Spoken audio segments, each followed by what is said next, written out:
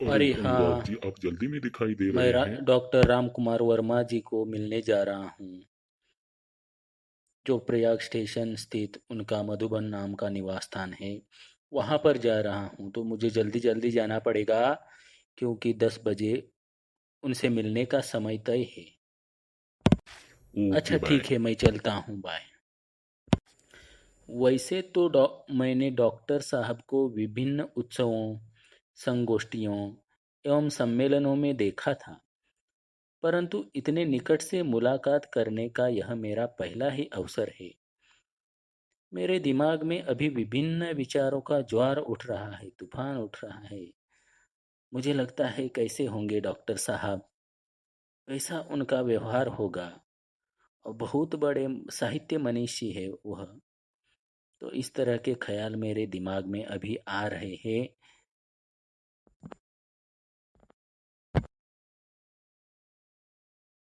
अनुराग जी, कैसे आना हुआ?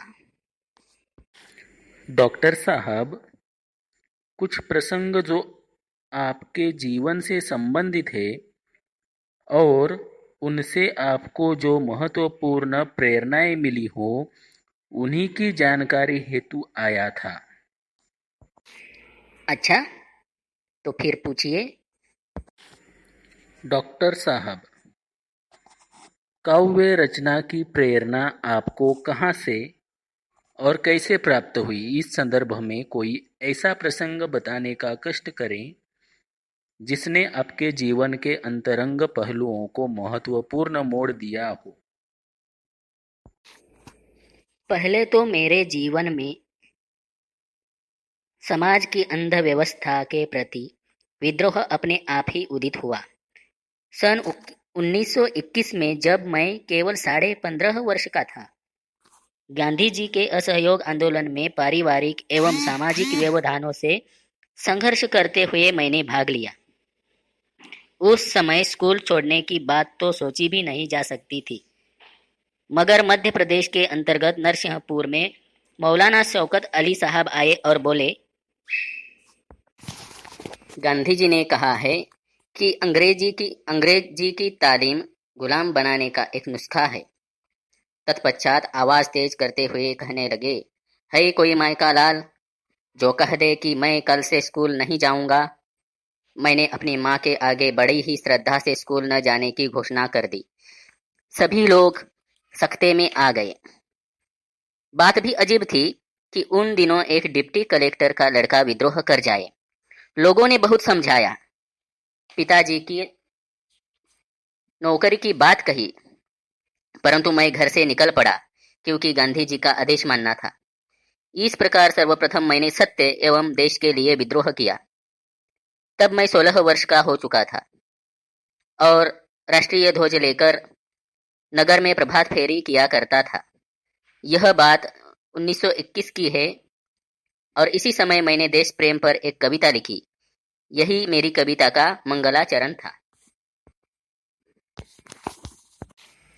हिंदी प्रेम ने मुझे मध्य प्रदेश से उत्तर प्रदेश आने को प्रेरित किया, क्योंकि उन दिनों नागपुर विश्वविद्यालय में हिंदी नहीं थी। सन 1925 में मैंने इंटर की परीक्षा उत्तीर्ण की। तत्पश्चात उच्च शिक्षा हेतु प्रयाग विश्वविद्यालय में प्रवेश ले लिया। मैंने इसी विश्वविद्यालय से एमए की परीक्षा प्रथम श्रेणी में उत्तीर्ण की। मैंने देखा कि डॉक्टर साहब, आप जो जानकारी बता रहे हैं, बिल्कुल गंभीरता के भाव आपके चेहरे पर दिखाई देते हैं। ऐसा प्रतीत होता है जैसे कि आप अपने अतीत में खो गए हैं। डॉक्टर साहब, मैं एक सवाल और पूछना चाहूँगा। अरे पूछिए अनुराग जी, पूछिए।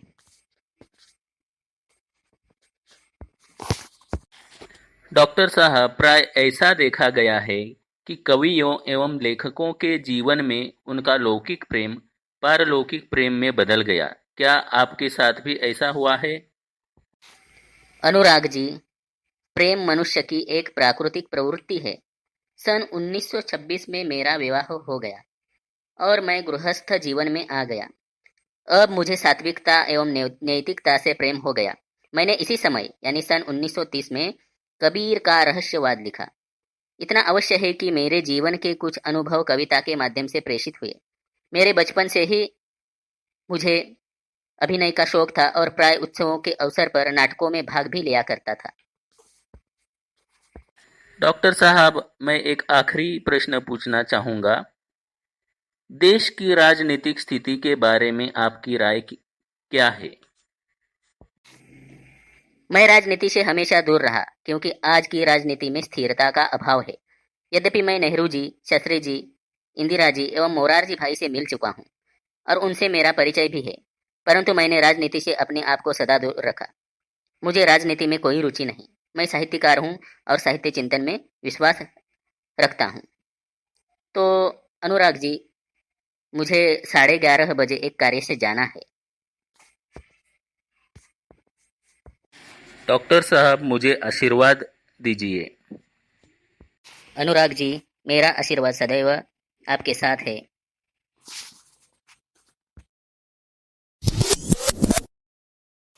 तो दोस्तों, आपको ये पाठ बहुत ही अच्छा समझ में आया होगा। इस वीडियो को आप लाइक कीजिए, सब्सक्राइब कीजिए। और कैसा लगा ये पाठ? आपको जो कोई भी शंका है, आप कमेंट में शंका लिखिए, आपको उसके जवाब मिल जाएंगे। धन्यवाद दोस्तों, बाय।